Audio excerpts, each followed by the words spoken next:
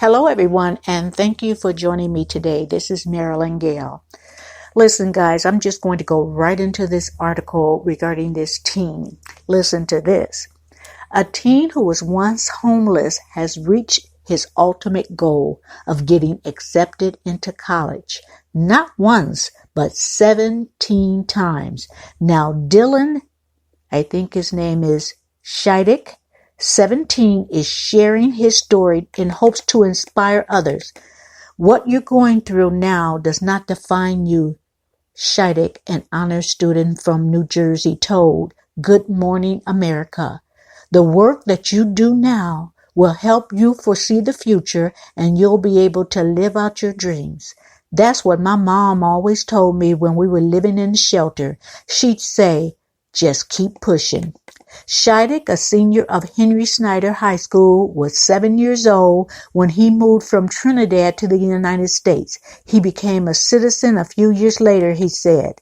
In 2017, Dylan, his mom, and two younger brothers fell on hard times and became homeless. They lived in a shelter until the New Jersey-based organization Women Rising helped place them in housing.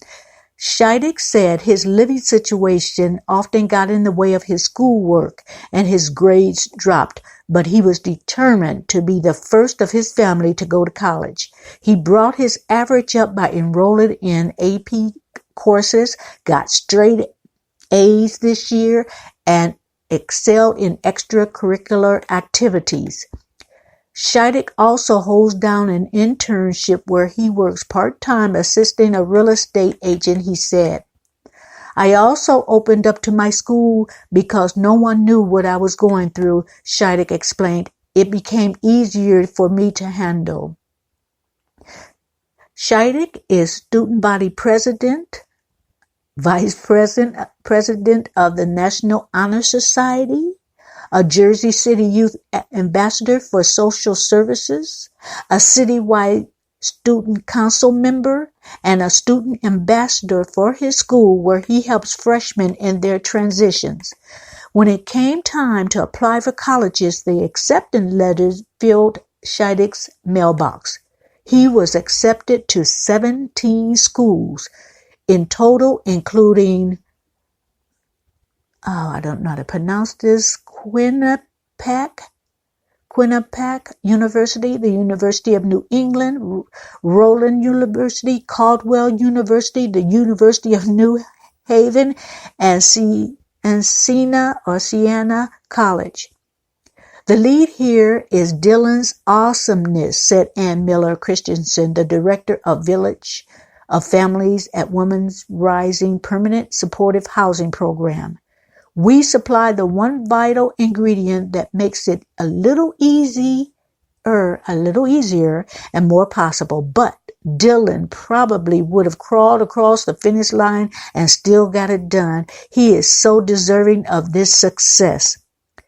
Shidek said his first choice school is the College of New Jersey, but he has not heard back yet. My mom is really happy, he added. I get home around 5 p.m. and she's standing near the mailbox waiting to get the letters. She's excited because we went through a really tough time. Shidek will graduate high school this June. He hopes to achieve a law degree and have a career in politics one day.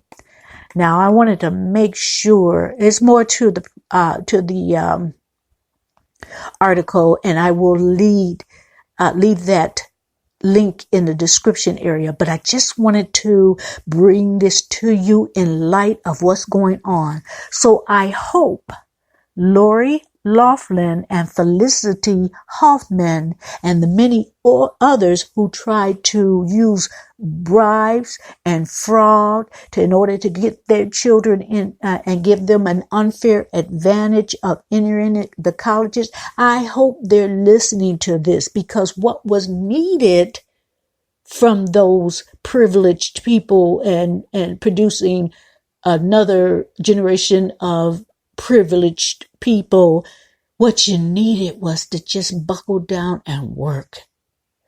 All you needed was to study hard if that's what you wanted to go into college. And it would have told you after studying hard and doing what you should have done, if you still couldn't get into those colleges that you wanted to, just maybe you should go to trade school.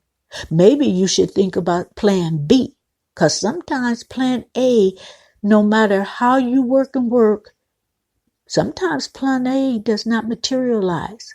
So you have to have plan B and sometimes C. I mean, traveling, and I'm sure they did, to foreign countries and just living it up with, all the money in the world to do as you please.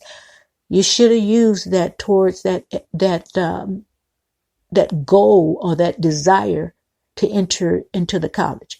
Or maybe, just maybe, the children really didn't want to go to that college. Maybe it's the parents. I don't know. I could be wrong about that. Maybe the kids could have wanted that future. But I can see those parents, that would give them bragging rights. My son goes to this, that, and the other, and my daughter to this and that. And, sometimes the kids may not want to do things that their parents desire, of them to do. And then maybe they did. I don't know. I don't know what the case is. I suspect some of the parents could be, for bragging rights and to make them look like, they're exceptional parents and my kids are in this university or that university. So I don't know. But anyway, getting back to this young man, Dylan, he did it the right way. His mother came from nothing. They came here and hard times fell on them and they were homeless. So with all the other pressures of the world, to not have a home, your own home to go to have to go into a shelter, Dylan did not have rich parents to bribe the universities to accept him. No, he did not get one, and not two, but he got 17 acceptance letters. So, I would feel really, really bad if I was them. And here this young man comes from nothing. And on his merit, he gets to choose which college he wants to go to. I'd have I wanted to think of something positive to say about those conniving parents, but right now I can't think of anybody. If I come up with something, guys, I'll make a part 2, but don't hold your breath. Anyway, thank you for joining me. If you have not subscribed, please do that now. Click the notification bell, and I will come back with another story, another article. Thank you for joining me. Have a good evening. Good night.